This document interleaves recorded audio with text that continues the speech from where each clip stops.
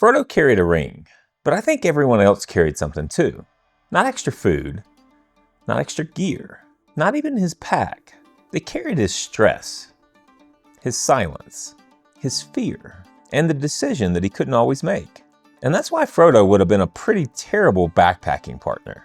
Not because he was weak, not because he was a bad person, but because sometimes the heaviest thing in a backpacking group is not what's in somebody's backpack. It's the invisible weight that one person makes everyone else carry. And if you've ever been on a trip where one person changed the mood of the group, you probably know what I mean. Now don't get me wrong, I love the story. Frodo's a badass. He carried something that nobody else could carry. So I'm not trying to trash Frodo here. And I'm definitely not trying to say that I would have done better. I probably would have made it past the first creepy forest, looked around for about 10 seconds, and then headed back home for second breakfast. But after backpacking for a lot of years, I do think that this points to something that really matters on trips. A backpacking group doesn't just carry tents, food, water, and gear. It carries moods. It carries fears. It even carries decisions. And when one person keeps adding stress to the group, everybody feels it. That's what I mean by invisible weight. It doesn't show up on your gear list, but it can make a trip feel a lot heavier than it should. And the first kind of invisible weight is the one that a lot of people don't want to admit that they're carrying. It's emotional weight. Frodo was carrying fear, a lot of pressure, and even dread. And honestly, that makes a lot of sense. I mean, he had a terrible job, but on a real backpacking trip, one person's fear can really start to shape the whole group. Not because they're trying to be difficult. Most of the time they're not. But emotions don't stay perfectly packed inside one person. They have a tendency to leak out a little. And pretty soon, the whole group starts to adjust around that one person. If you've been out with a group, you've probably seen some version of this. Somebody gets scared at night, but they don't really tell anybody. So maybe they get quiet. They get tense, or a little snappy. Or maybe they keep asking if everyone heard that noise. Or maybe you come across a situation where somebody's completely wore out by the climb, but every time you ask them how they're doing, they say they're fine. And we've all been there. The problem's not that somebody gets scared. We've all been scared at one time or another. The problem is when nobody knows what to do with that fear. So the whole group starts to carry it. That's emotional weight. And once the group starts carrying somebody's emotional weight, it usually doesn't stop there. Because the next kind of weight often starts before the trip even begins. And that's planning weight. Frodo had a lot of courage. But courage doesn't make a good plan. And that's something that a lot of beginner backpackers learn the hard way. Yeah, don't get me wrong. Good attitude helps. Being tough helps. But a good attitude doesn't keep you warm if you brought the wrong sleeping bag.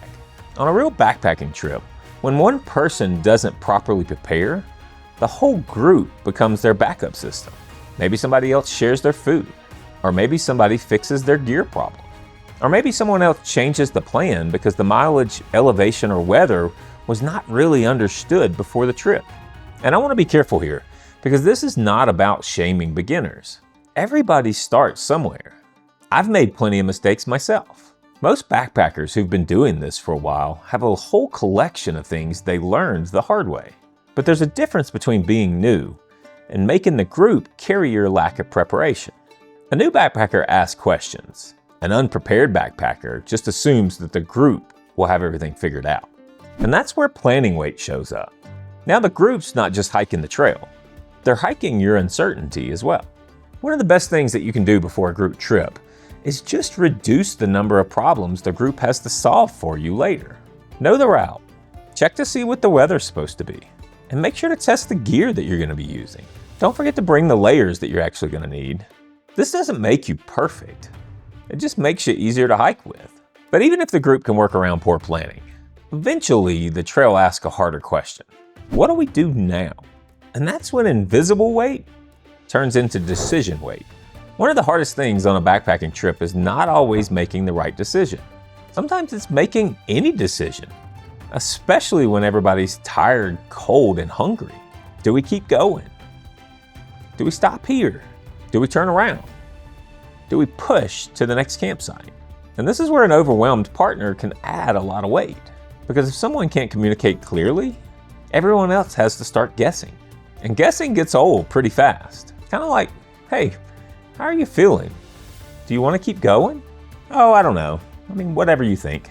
That may sound harmless, and sometimes it is. But if someone keeps handing every decision back to the group, then the group has to carry all that uncertainty. Sometimes people do this because they're trying to be nice. Maybe they don't want to slow anybody down. They don't want to be the reason that the plan changes. Or maybe they don't want to admit that they're struggling. But the group still has to make choices.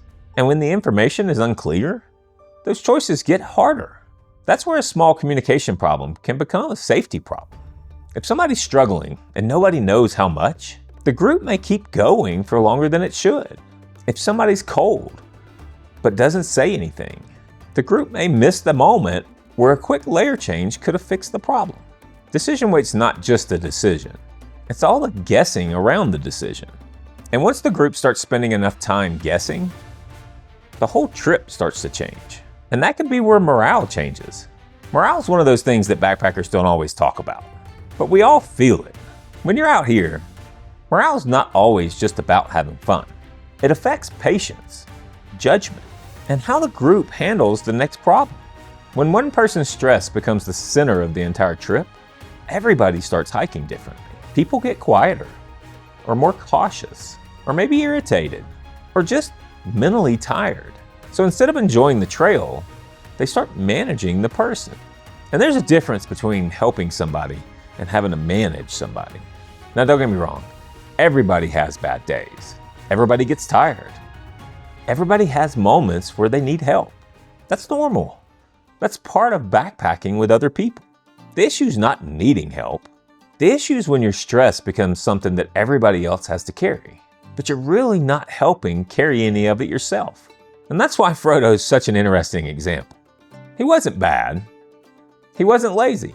He wasn't trying to ruin the trip. He was just carrying so much that everybody around him had to adjust. But the point of this video is not just to pick on Frodo, because the story also gives us the opposite example. This is where Sam becomes the real lesson for backpackers. Not because he was perfect, not because he had all the answers, but because Sam kept making the trip less heavy. He noticed needs around him. He helped with food. He stayed steady. He encouraged without taking over. He didn't make every hard moment about himself, because he couldn't remove the burden completely, but he helped carry the experience. Frodo carried the mission, but Sam helped carry the trip. And I think that's the difference. On a backpacking trip, you may not be the fastest person. You may not be the strongest person. You may not be the most experienced person. And that's okay. But you can still be the kind of person who makes the group feel steadier. So the real question is not whether or not you're Frodo or you're Sam. It's what kind of weight do you bring into the group? And that gives us a pretty simple trail partner test. Before the trip, reduce the problems that people have to solve for you. During the trip, speak up before the problem gets too bad. And when the group has to make a decision, help carry that decision instead of handing it back to the group to make.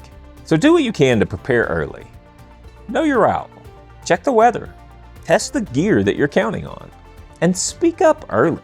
Not after you're already angry, not after you're already freezing, and not after you're completely wiped out, but early. Because the best thing that you can do when you're on trail is not to always say, I'm fine. Sometimes the best thing to say is, I'm okay right now, but I can tell I'm starting to fade. Or, I need to slow down a little bit before this climb starts to get a little ugly. Or even, hey guys, I'm cold. Can I take a few minutes to add another layer? That kind of honesty doesn't add weight. It removes guessing. It shares decisions. So say what you actually need. Give the group real information. Don't make everybody else read your mind. And try to stay steady. When somebody else is struggling, you don't have to try to fix everything. Sometimes you just need to walk beside them. Maybe offer food before they crash. Or just help make the next decision seem smaller. Try to stay steady enough that they can borrow a little bit of your calm. That's what good trail partners do. They make hard moments a little less heavy. And that brings us back to Frodo. Frodo was not a bad person. He was just carrying too much. And that's why I think he works so well as an example here. On real trips, the person making things harder is not always selfish or lazy. Sometimes they're just overwhelmed. Maybe they're underprepared. Or just trying so hard to not be a problem that they become harder to help. And if we're honest, most of us have been that person probably at some point in our life. I know I have. So the point's not to judge that person. The point's to notice it early. A good backpacking partner doesn't just carry their own gear. They help carry the group experience. They communicate. They prepare.